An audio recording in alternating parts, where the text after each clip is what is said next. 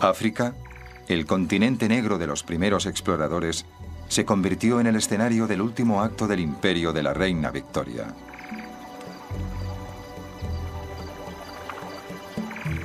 Siguiendo los pasos de misioneros como David Livingstone, las potencias de Europa llevaron a cabo una carrera brutal para conseguir más colonias, una carrera que sería conocida como la lucha por África. En Gran Bretaña, este último estallido expansionista fue inspirado por dos hombres cuyas historias llevarían al pueblo británico al clímax del fervor imperialista.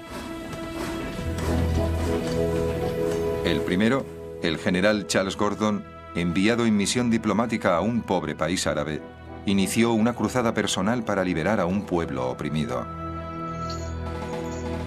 Su actitud desafiante llevaría a su reina y a su imperio a una guerra santa y a una búsqueda romántica pero violenta para imponer un nuevo orden mundial. El segundo, Cecil John Rhodes, empezó como un sencillo cultivador de algodón y se convirtió en el mayor creador imperial de su generación. Para financiar sus sueños de conquista se embarcó en una despiadada búsqueda de diamantes, oro y poder que le convertiría en el hombre más formidable y odiado de África. Ambos, Cecil Rhodes y Charles Gordon, ejemplificaron las virtudes y los vicios de su época. Llevarían a Gran Bretaña a nuevos niveles de gloria y expondrían el lado oscuro del imperio de Victoria. El Imperio Británico, el imperio de la reina Victoria, la lucha por África. A los 60 años, la reina Victoria seguía llevando los trajes de satén negro con encajes blancos que se puso por el luto de su querido esposo, el príncipe Alberto, que había muerto 20 años antes. Para sus 350 millones de súbditos repartidos por todo el mundo, ella era el símbolo divinizado del poder y prestigio británico, pero en el invierno de 1884 su imperio se enfrentó a una seria amenaza de una de las regiones más pobres y oscuras de la tierra, Sudán.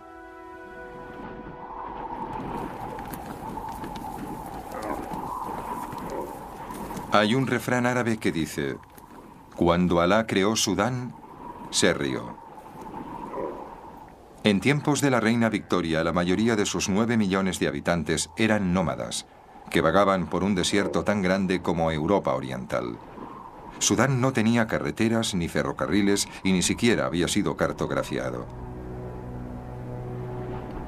De este desierto surgió un profeta, un predicador islámico que sería conocido por los árabes y más tarde por el mundo como el Mahdi, el esperado.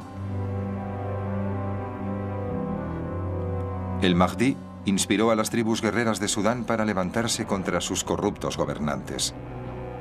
Sus ejércitos barrieron el país como el mismo Simún, el famoso viento del desierto.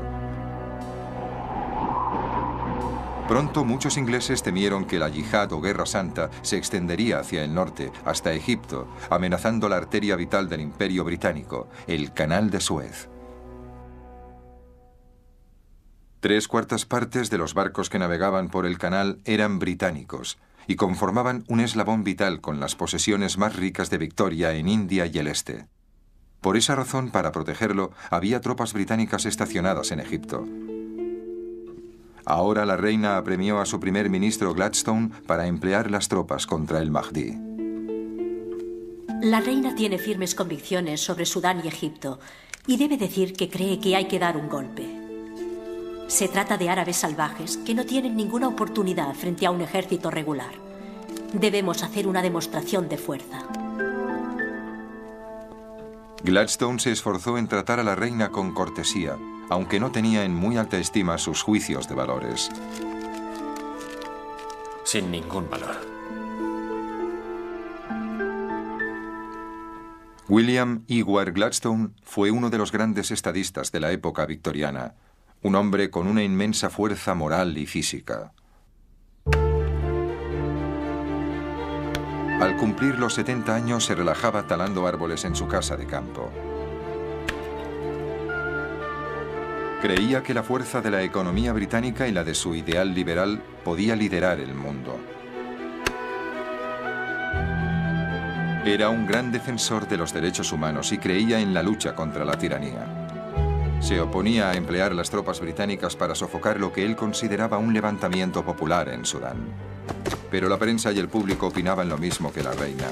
Querían acción.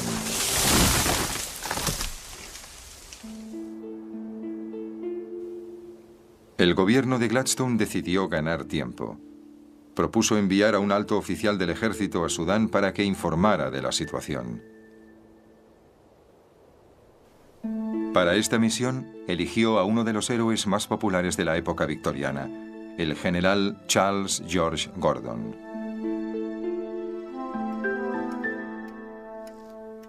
Gordon se había hecho famoso en China, cuando fue enviado para ayudar a defender a los comerciantes británicos de los horrores de la guerra civil. Tomó el mando de una pequeña fuerza de campesinos y aventureros conocidos como el Ejército Siempre Victorioso. Era implacablemente valiente y comandó el Ejército Siempre Victorioso, llevándolo a la victoria como un caballero medieval.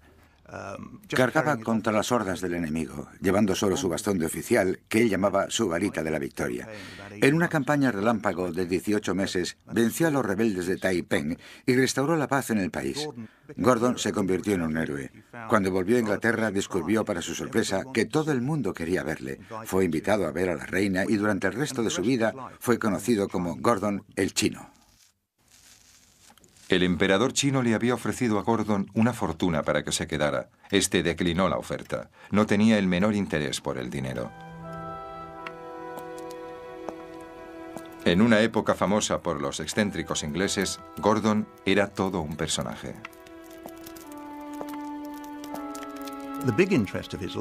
Lo que más le interesaba en la vida, algo que era mucho más que un pasatiempo, prácticamente una obsesión, era el cuidado de los niños, particularmente pequeños. Buscaba niños hambrientos, durmiendo en portales, desollinadores, y los llevaba a su alojamiento, los lavaba, los vestía, los enviaba a la escuela, les daba dinero para sus gastos, se ocupaba de su educación y les encontraba un empleo.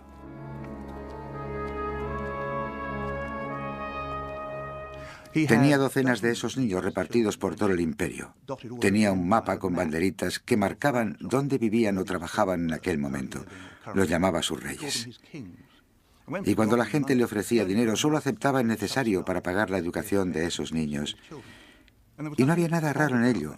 Nadie ha sugerido en ningún momento que el interés por esos niños estuviera motivado por otra cosa que no fuera la caridad cristiana. Era el arquetipo del varón cristiano de la época victoriana. Según todos los informes, Gordon era célibe y profundamente religioso. Donde quiera que fuera, se llevaba una Biblia y una generosa provisión de brandy. Desde la guerra en China, había comandado varias campañas en África. Tenía reputación de rebelde que con frecuencia desobedecía las órdenes. Este era el hombre que el gobierno británico había elegido para enviar a Sudán. La tontería más grande fue enviar a Gordon, que era como un alumno indisciplinado, el héroe de los muchachos. Probablemente también bebía en exceso.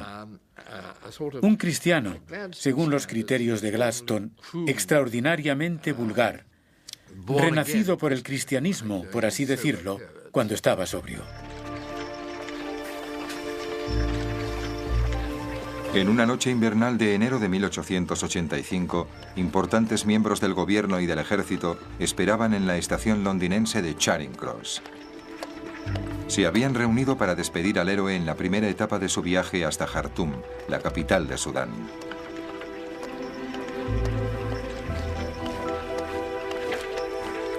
Gordon llegó tarde. Había estado cenando con unos amigos y había perdido la noción del tiempo jugando con sus hijos. También había olvidado coger dinero. El secretario de Asuntos Exteriores se apresuró a comprarle el billete a Gordon. Los otros hurgaron en sus bolsillos para darle un reloj de oro y todo el dinero que llevaban encima. Uno de los generales intentó recaudar más dinero.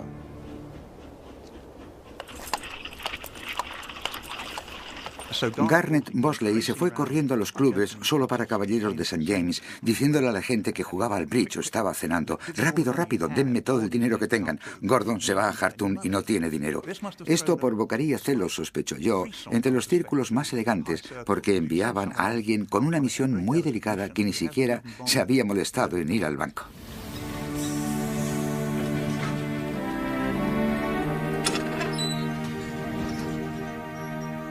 Wolsey consiguió unas 200 libras y corrió de vuelta a la estación.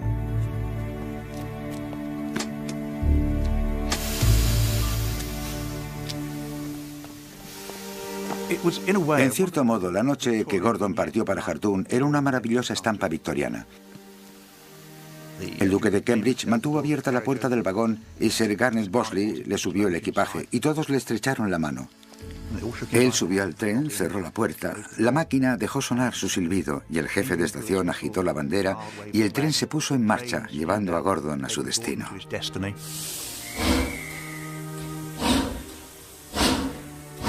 Lord Granville, secretario de Asuntos Exteriores, fue el único en expresar sus dudas. Volvieron al club reformista y se sentaron pensativos en los sillones de cuero. Lord Granville tenía una copa de brandy con la que jugueteaba y olía, y de pronto les dijo a sus colegas: me pregunto si no hemos cometido un espantoso disparate. Sus dudas eran compartidas por el cónsul británico en El Cairo.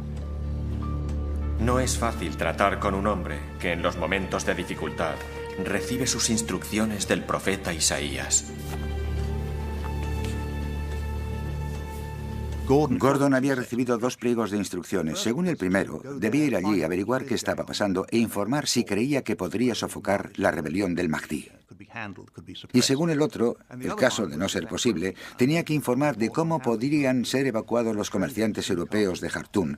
Pero claro, cuando llegó, debido a que Gordon siempre hacía lo que quería, decidió hacer algo completamente diferente. Gordon se sintió consternado por lo que vio en Sudán. Hombres, mujeres y niños vagaban encadenados por el desierto con destino a los grandes mercados árabes de esclavos, donde los hombres eran castrados y vendidos como eunucos y las mujeres eran desnudadas y subastadas para servir en los harenes.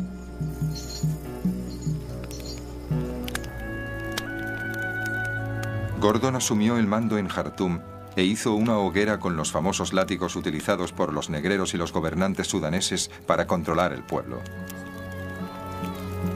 Estaba determinado a ser el salvador de los oprimidos sudaneses. He venido sin tropas, pero con la ayuda de Dios nos enfrentaremos a los males de Sudán. Pero antes, Gordon intentaría aliarse con el hombre al que debía enfrentarse, el Mahdi. Le envió un uniforme de gala, ofreciéndole su amistad personal si el Mahdi ponía fin a su guerra santa. Ahora Gordon sabría la clase de hombre con el que tenía que tratar. El Mahdi le devolvió el uniforme con una jiba, propia de las tribus del desierto, y una nota invitando a Gordon a convertirse al Islam y a unirse a su ejército. Gordon se dio cuenta de que el Mahdi era un hombre como él mismo, que no podía comprarse, un hombre que recibía sus instrucciones del profeta, excepto que en el caso del Mahdi no era el profeta Isaías, sino Mahoma. Gordon decidió que la única forma era vencerle en el campo de batalla. Su primer paso fue mejorar las defensas de la ciudad. Envió patrullas para averiguar qué estaban haciendo los hombres del Mahdi. Acumuló munición, entrenó a las tropas, cavó trincheras, todo lo que haría un soldado profesional. Gordon se aprovechó de la posición de Khartoum, donde se unen el Nilo Blanco y el Nilo Azul. Cavó un canal defensivo entre los 2 ríos, aislando la ciudad. Luego se dispuso a esperar el ataque de el Mahdi.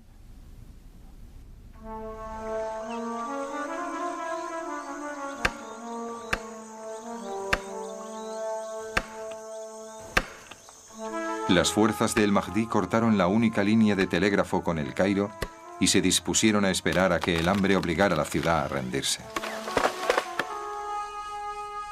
Gordon se vio atrapado en Jartum con 35.000 hombres, mujeres y niños. Para salvarlos necesitaba la ayuda de Gran Bretaña. El objetivo estratégico era obligar al gobierno británico a enviar una fuerza para luchar contra el Mahdi, y pensaba conseguirlo resistiendo hasta que no tuvieran más opción que ir en su ayuda. Pero en Londres, sus peticiones de ayuda cayeron en oídos sordos. Gladstone estaba determinado a que Gran Bretaña no se viera implicada en una guerra en Sudán. Por el contrario, simpatizaba con la lucha de el Mahdi.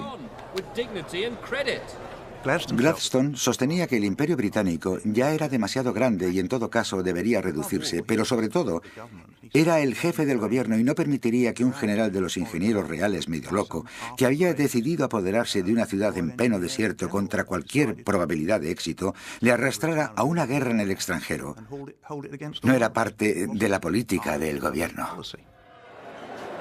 Gladstone le dijo al Parlamento: enviar tropas sería iniciar una guerra de conquista contra un pueblo que lucha por su libertad, y lo hace con toda razón.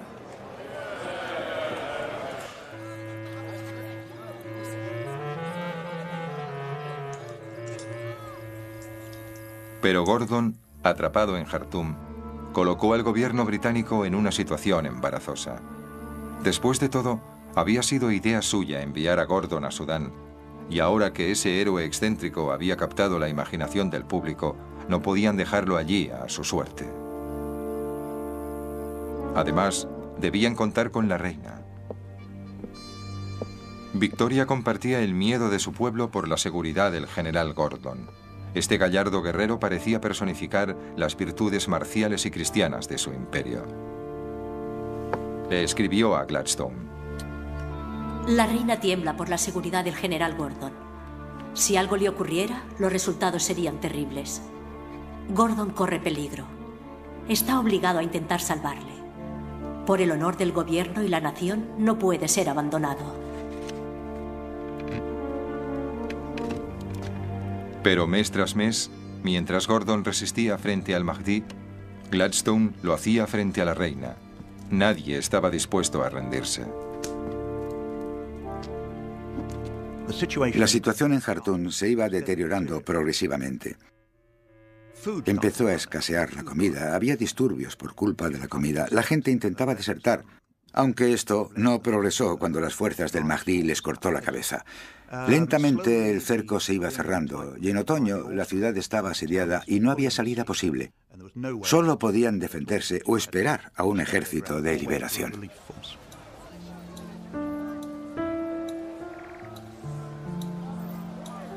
De la ciudad asediada salían informes que los barcos a vapor llevaban por el Nilo.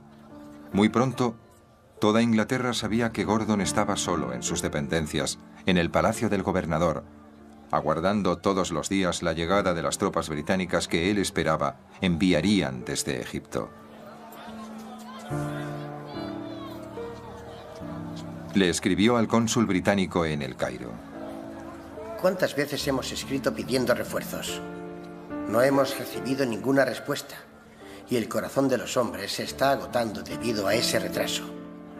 Mientras ustedes están comiendo, bebiendo y descansando en cómodos lechos, nosotros estamos vigilando día y noche, procurando sofocar los movimientos del Mahdi. Gordon en Jartum era un episodio épico. Era un general británico clamando en el desierto, rodeado de salvajes, luchando por la causa del bien y el cristianismo, y nosotros teníamos que sacarlo de allí. Era, y a los británicos les encantaba, el último hombre en el último asalto.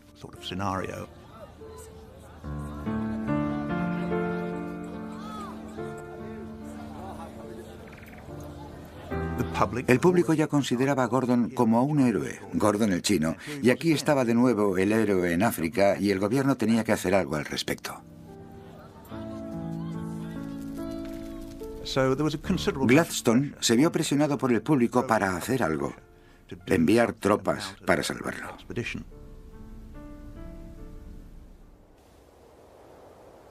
A los 8 meses de iniciarse la misión de Gordon, Gladstone se rindió. Ordenó al ejército británico que invadiera Sudán y sacara a Gordon de allí. Pero antes de llegar a Jartum, las defensas de Gordon empezaron a ceder. En la mañana del 26 de enero de 1885, el Mahdi lanzó su asalto final. Hordas de guerreros atravesaron la brecha en los muros de la ciudad. Gordon corrió al tejado del palacio del gobernador. En las calles, el pueblo de Jartum era masacrado por las fuerzas del Mahdi.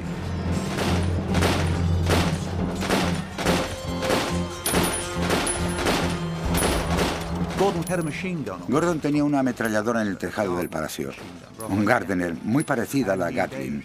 Disparaba contra las fuerzas del Mahdi que corrían por la calle para asaltar el palacio, hasta que estuvieron demasiado cerca y no podía inclinarla más. Cuando los guerreros del Mahdi llegaron a los muros del palacio, Gordon abandonó el tejado. Solo en sus dependencias se vistió con su uniforme y se preparó para enfrentarse a su destino. Los relatos de lo que ocurrió a continuación difieren.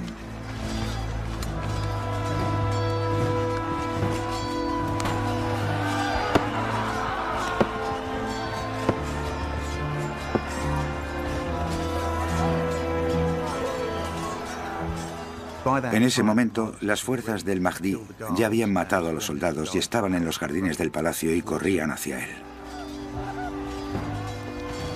Según dicen, apareció en lo alto de las escaleras cuando llegaron los lanceros del Mahdi.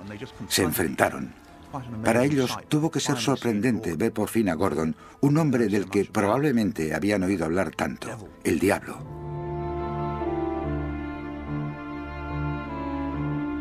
Hay un famoso cuadro inspirado en los relatos, o meramente una fantasía, en el que se ve al lancero hundiendo la lanza en el pecho de Gordon. Este cayó encima de la muchedumbre, que lo cortó en pedazos.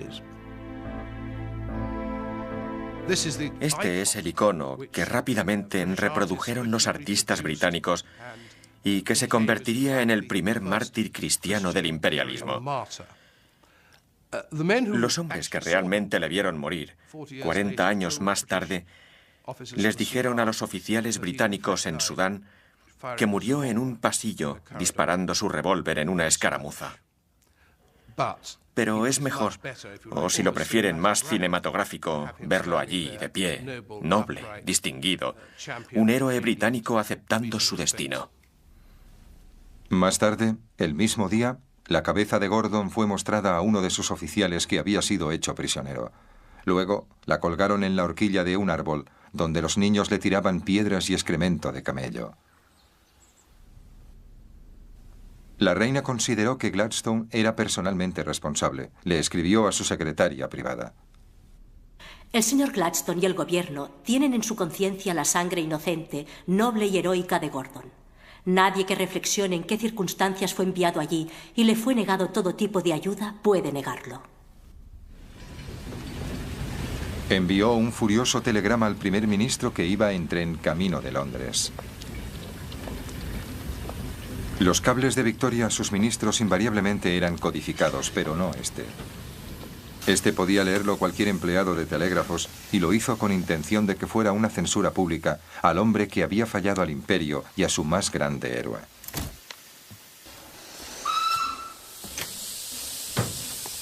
El jefe de estación de un pueblo le entregó el telegrama a Gladstone. Las noticias de Jartum son aterradoras. Pensar que todo eso podía haberse evitado, salvando muchas vidas preciosas con solo intervenir antes, es espantoso. Gladstone, que no se dejaba influenciar por la histeria pública o real, ordenó al ejército británico que abandonara Sudán. Pero Gladstone no había sabido juzgar el ánimo del pueblo y del Parlamento. La muerte de Gordon fatalmente debilitó a su gobierno. Perdió las siguientes elecciones. Para Gladstone fue un incidente terriblemente perjudicial. Gladstone no supo apreciar que alguien que para él solo era un general insubordinado, vulgar y poco de fiar, fuera considerado por la opinión pública británica y de hecho por la reina, no hay que olvidarlo, como un verdadero héroe de la época imperial.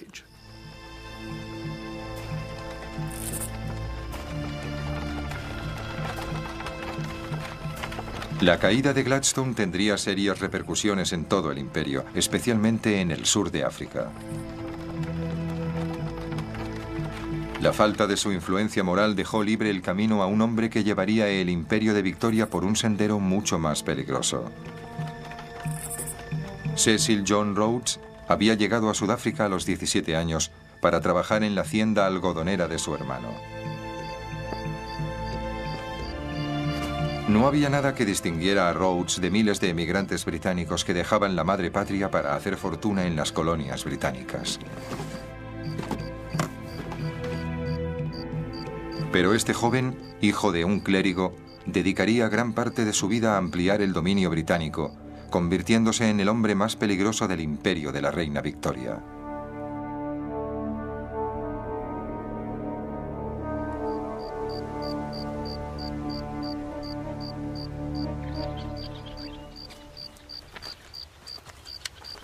Al principio sus ambiciones se limitaron a triunfar como granjero. Se llevaba bien con sus obreros africanos, compartía su comida y hospitalidad y respetaba sus valores. Rhodes era muy intuitivo con el pueblo de África. Le fascinaba la sociedad africana. Se pasaba noches enteras en kraals, aldeas, quería entender cómo funcionaban. Rápidamente aprendió la lengua de los zulúes para comunicarse directamente con ellos. También comprendió el valor que daban los africanos a la confianza de una persona y fue objeto de burla por parte de los otros granjeros porque pagaba a sus obreros por adelantado. Eso era visto por la gente que trabajaba para él como un signo de confianza y, claro, afianzaba su lealtad. Pero Rhodes pronto perdió el interés por la granja. Su llegada a África había coincidido con un decisivo descubrimiento a 750 kilómetros de distancia, en una remota alquería conocida como Colesburg-Kopje.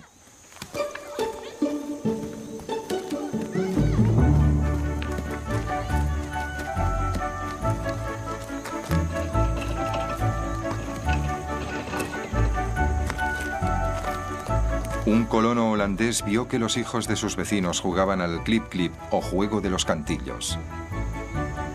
Se fijó en una piedra que brillaba de forma especial y fue a verla de cerca.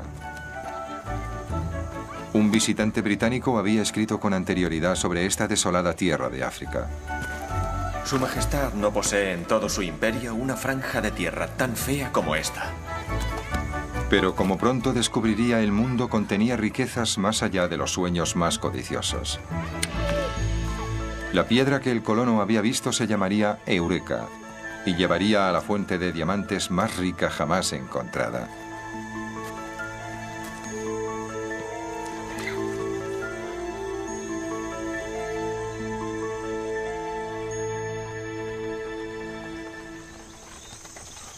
Rhodes lo abandonó todo. Hizo el equipaje y se sumó a la fiebre de los diamantes. La alquería Colesburg-Kopje pronto se convertiría en la ciudad de Kimberley. Matones de las minas de oro de California y Australia convivían con veteranos de la Guerra de Secesión Americana, aristócratas ingleses e inmigrantes de los guetos de Europa. Todos atraídos por un agujero en la tierra que cada día era más grande. Para estos hombres, Kimberley les prometía riqueza inmediata, pero a un precio. Kimberley era un lugar indescriptible. El ruido, el polvo, el calor. Pueden imaginar esta colonia de 40.000 personas en pleno desierto. El polvo de las excavaciones se veía a 15 o 20 kilómetros de distancia. Al acercarse, se adentraban en un lugar terrible.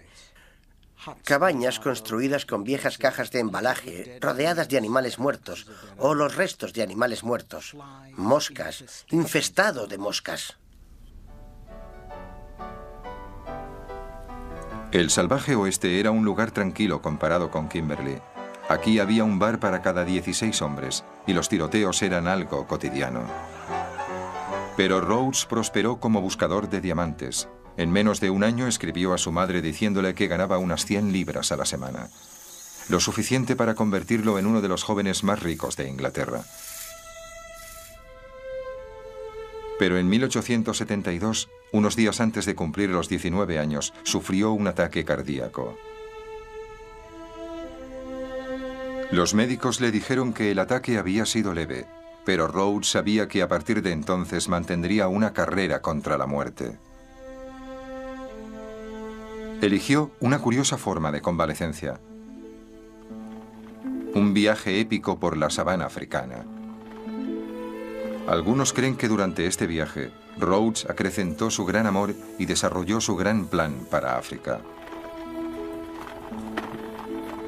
Muchos estudiosos han dicho que esos 9 meses que Rhodes pasó viajando por África en una carreta tirada por bueyes hasta llegar al territorio de los Boers tuvo un efecto increíble en él. Rhodes escuchó miles de historias de cazadores sobre el interior de África.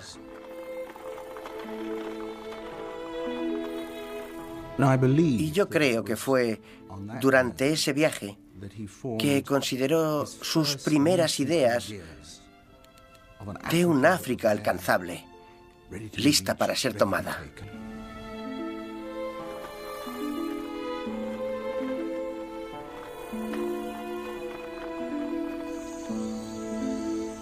Una vez recuperada la salud, Rhodes volvió a las minas de diamantes. La mayoría de los mineros creían que las minas estaban agotadas y querían vender sus concesiones. Rhodes se arriesgó y las compró. Su instinto no le engañó. Bajo la primera capa de diamantes había otra, incluso más rica. Rhodes puso todas las concesiones bajo el control de una sola empresa, De Beers. En 10 años controlaría el 90% de la producción mundial de diamantes. Rhodes se sirvió de su riqueza para financiar su sueño. El dinero es poder. ¿Y qué puede conseguirse sin poder? Rhodes soñaba con crear una vasta colonia británica de norte a sur de África. Para conseguirlo, planeó construir un ferrocarril desde Ciudad del Cabo a El Cairo. Pero antes necesitaba apoyo político en Sudáfrica. Fue elegido para el Parlamento de El Cabo y entró en relación con Africana Bond, el partido de los granjeros holandeses o Boers que estaban consolidando su propio poder quitándoselo a los nativos africanos. Estamos hablando de un momento en el que la población negra de El Cabo votaba, siempre y cuando tuvieran alguna propiedad. Formaban parte de jurados en juicios a personas blancas. Esto constituía una aberración para Africana Bond. Y Rhodes estableció una íntima alianza con ellos. Rhodes, que antes había presumido de su falta de prejuicios, pronunció un discurso en el nuevo Parlamento de El Cabo. ¿Acaso este Parlamento cree que es correcto que hombres en estado salvaje tengan derecho al voto? Hay que tratar a los nativos como un pueblo subyugado. Ser sus señores. Los nativos deben ser tratados como niños sin derecho al voto. Tras el discurso de Rhodes, la ley cambió. En Sudáfrica se retiró el voto de todos los africanos nativos, menos de un puñado. Rhodes, durante toda su carrera, no dejaba de cambiar las piezas en el tablero. Consideremos las minas de diamantes. Si nos remontamos al principio de su historia, la población negra era propietaria de concesiones, competía con los blancos. Lo que Rhodes quería era disponer de una mano de obra negra de confianza y permanente, encerrada en asentamientos, sin que se les permitiera salir, siendo inspeccionados cada vez que salían de las minas. Y la necesidad de una mano de obra controlada llevó a Rhodes a las políticas más racistas.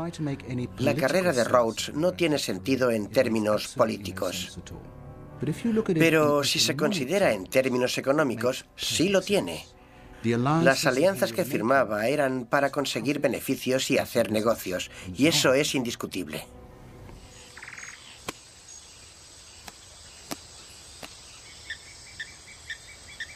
El siguiente paso en el plan de Rhodes era ampliar el territorio británico por el norte hasta las regiones que David Livingstone había explorado años antes. Pero en su ruta se encontraba el imperio de los Matabele, el pueblo de los escudos largos, una de las naciones guerreras más formidables de África. Su rey, Lobengula, conocido como el comedor de hombres, mantenía un reino de terror desde su capital en Bulawayo, el lugar de las matanzas. En sus tierras se había encontrado oro y varios aventureros europeos iban por él. Pero Rhodes quería algo más que el oro. Él quería el territorio de Lobengula. La historia de Rhodes y Lobengula es fascinante y horrible al mismo tiempo.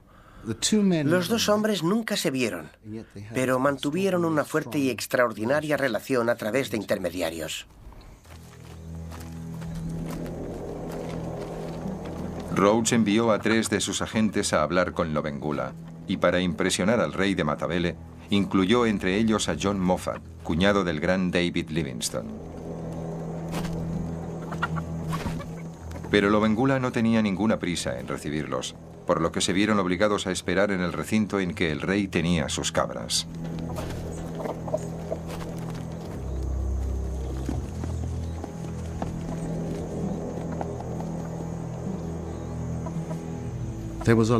Fue una larga espera para los emisarios de Rhodes.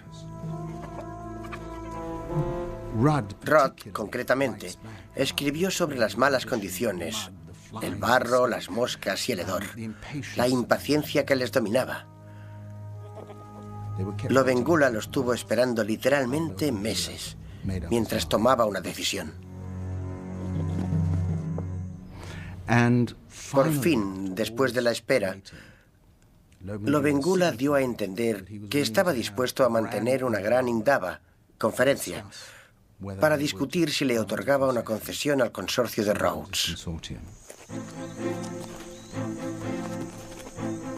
John Moffat le presentó a Lobengula un documento que le otorgaba a Rhodes unos poderes extraordinarios. La total y exclusiva propiedad de todos los metales y minerales de mi reino, principados y dominios, juntos con el poder para hacer todo lo que se considere necesario para obtener y procurar los mismos.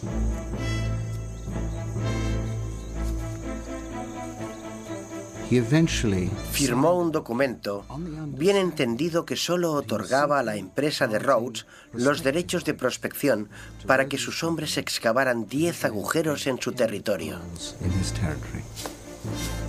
Lo que de hecho había firmado Lobengula equivalía a la venta de su país.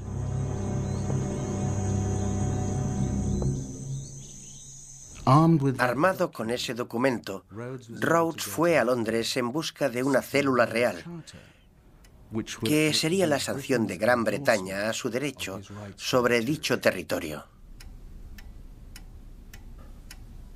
Ahora Rhodes era famoso. Era ampliamente admirado por su inmensa fortuna y sus hazañas.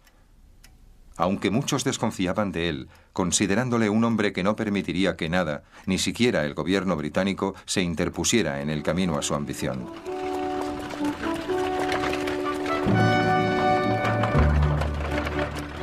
La reina sentía curiosidad por el poderoso súbdito.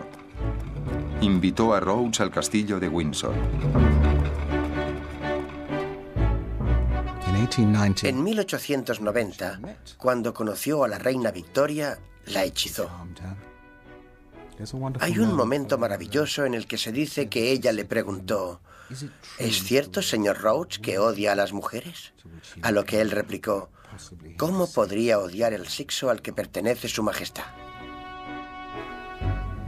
Rhodes consiguió la aprobación de la reina y la cédula real, autorizándole a explotar la concesión del rey Lobengula. Le daba derecho legal para reclutar una fuerza policial de la compañía y construir fuertes por toda la región. Los poderes de un estado independiente. Pero Rhodes aún necesitaba sojuzgar el poder de Lobengula. Para conseguirlo llamó a su mejor amigo, el doctor Leander Starr Jameson, jugador, aventurero y un cruel oportunista.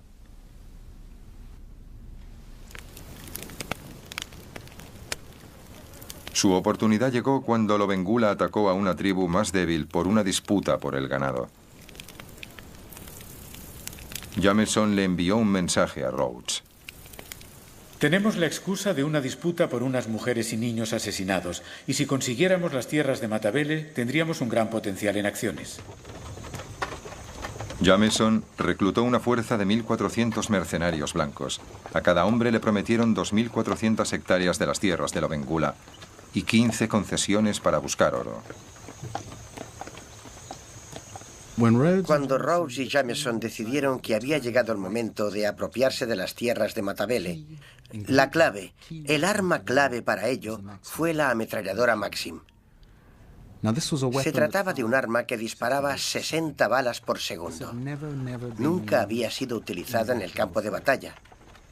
Es extraordinario que una empresa, una corporación, poseyera el arma más secreta, por así decirlo, del ejército británico.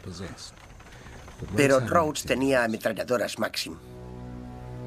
Los Matabele contaban principalmente con lanzas y porras. El resultado fue devastador.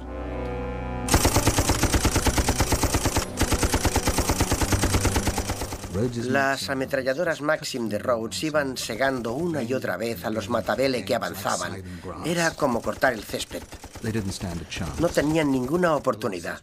Las pérdidas fueron enormes. 3.000 hombres en un solo día. Fue una matanza. Lobengula huyó de Bulawayo con sus esposas. Pocos días después encontró su carreta con el cuerpo del rey a pocos metros. Según uno de sus seguidores, el gran rey de los Matabele se había envenenado. John Moffat, que había convencido a Lobengula para que firmara la concesión minera, estaba consumido por el remordimiento. El rey era un caballero a su manera y se ha pecado gravemente contra él. En noviembre de 1893, el doctor Jameson izó la bandera de la compañía en Bulawayo. Ahora Rhodes tenía el control absoluto sobre un vasto territorio que se llamaría Rhodesia. Pocos días después, hizo su entrada triunfal en la antigua capital de Lobengula y felicitó a sus tropas por la destrucción de lo que él llamaba una implacable barbarie. John Moffat había cambiado de posición. El gran Rhodes está vanagloriándose. Todo el mundo se inclina y le adora como el más sabio de los hombres. La marea popular está con él. Supongo que algún día se producirá una colisión y los hombres recordarán que aún sigue habiendo algo llamado justicia, incluso para los negros.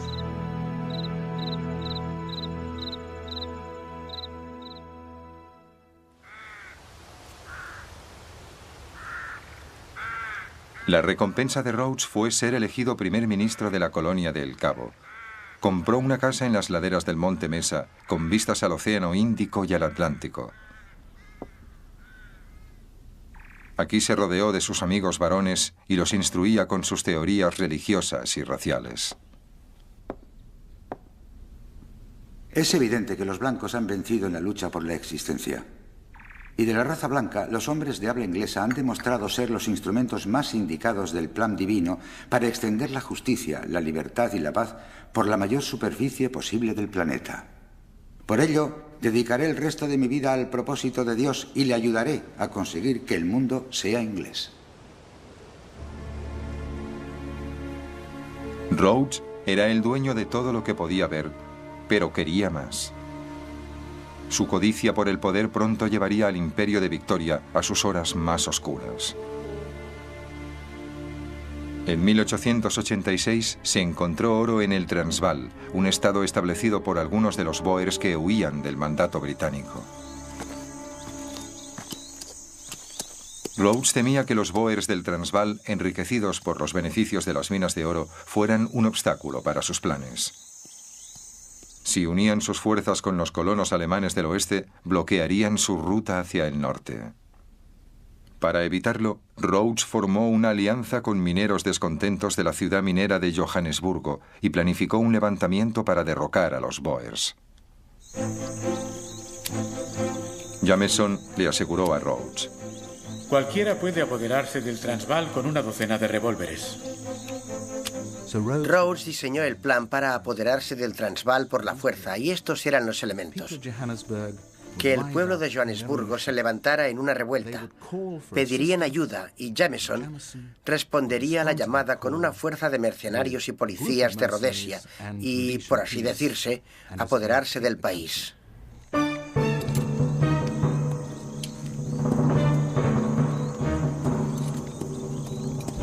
La prometida revuelta no se materializó, pero Jameson continuó con el plan. Llegó al Transvaal al mando de sus hombres, pero los Boers los estaban esperando. Dejaron que los invasores avanzaran hasta que los rodearon y entonces los fueron matando con asesina precisión.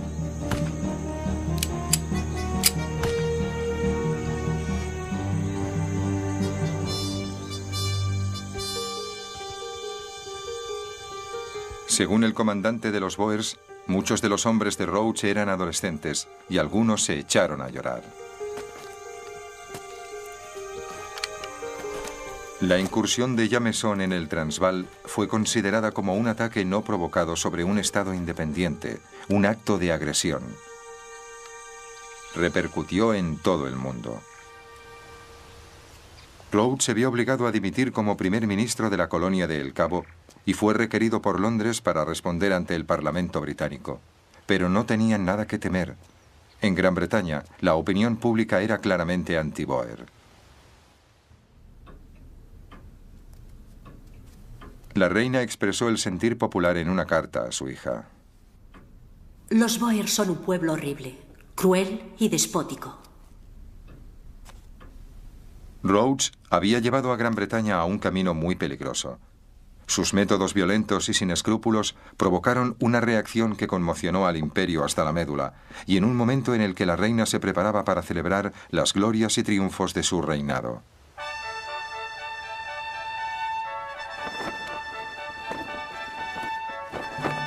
«1897 era el año del jubileo de diamantes de Victoria, 60 años en el trono. Militares y líderes coloniales de todos los rincones del imperio llegaron a Londres para participar en un desfile espectacular. Fue filmado por las nuevas cámaras de cine. La pequeña mujer bajo la sombrilla gobernaba una quinta parte de la población del planeta.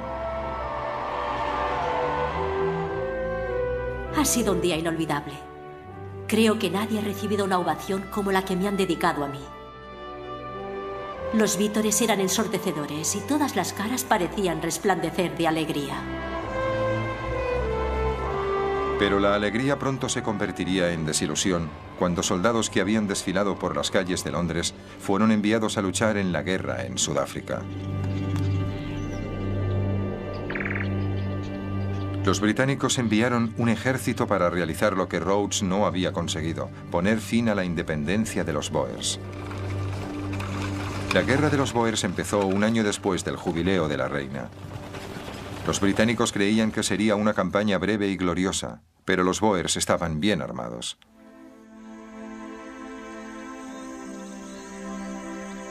Un soldado inglés escribió en su diario: Tan pronto como empezamos a avanzar, silbaron las balas. De pronto una Maxim abrió fuego sobre nosotros. Eso frenó la línea de fuego, porque todos se tiraron al suelo y nadie se atrevió a moverse.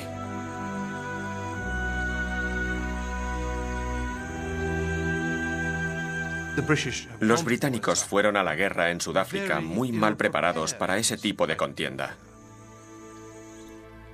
La mayoría de los generales que lucharon contra los Boers estaban acostumbrados a un enemigo que luchaba con lanzas. Fue una sorpresa para ellos. Hubo casos en los que se rindieron. La gente no podía soportarlo más. Tiraban las armas y echaban a correr. Hubo gritos de cobardía.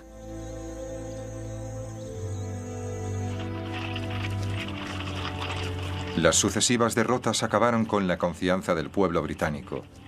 Incluso la firme Victoria estaba conmocionada. Hoy no ha habido noticias, solo listas de bajas. La guerra le tocó personalmente cuando su nieto, el príncipe Christian Victor, apareció entre los soldados muertos. Los británicos incrementaron el esfuerzo de guerra. Enviaron 250.000 de soldados al sur de África. Lentamente, la marea fue en contra de los bóers. Los ejércitos bóers fueron derrotados, pero sus jóvenes comandos continuaron con una guerra de guerrillas.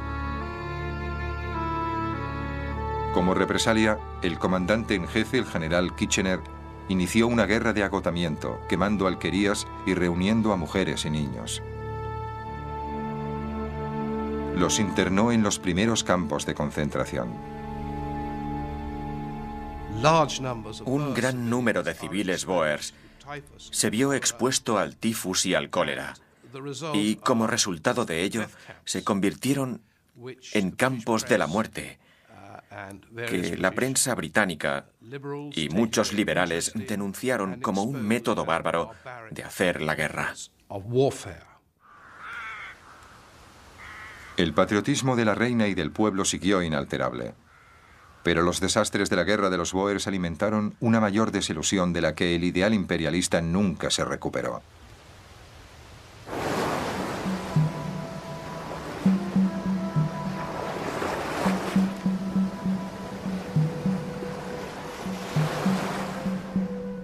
Cecil Rhodes, el hombre que había hecho más que nadie para iniciar esta guerra, aún tenía que luchar una última batalla.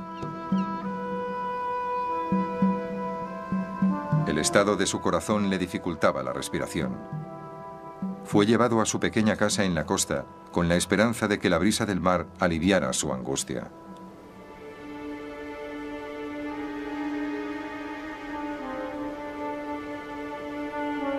Pero aquí, a los 48 años de edad, perdió su carrera contra la muerte.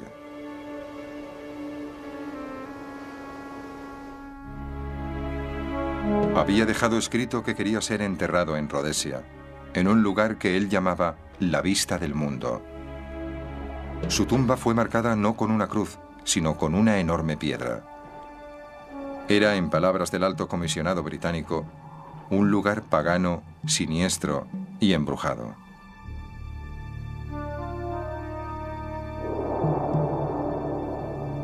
Muchas de las actitudes que Rhodes había defendido fueron enterradas con él. La era de Victoria había terminado, y con ella el incuestionable imperialismo que había representado.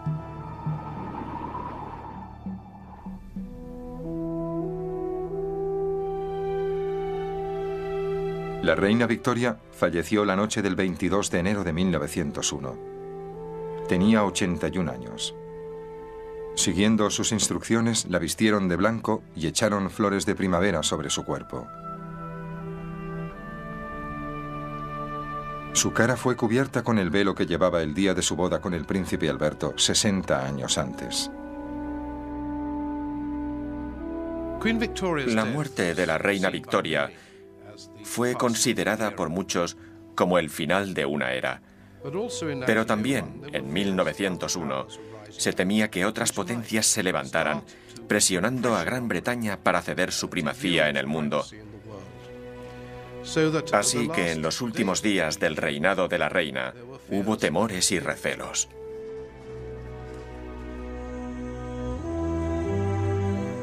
Rhodes había ampliado en exceso el imperio. Las repúblicas bóers que él había obligado a Gran Bretaña a conquistar pronto obtuvieron la independencia. Su espíritu agresivo sería reemplazado por un liberalismo gladstoniano. Los ideales que el príncipe Alberto había inculcado en Victoria en los primeros años de su reinado demostraron al final ser más duraderos que el duro imperialismo de sus últimas décadas.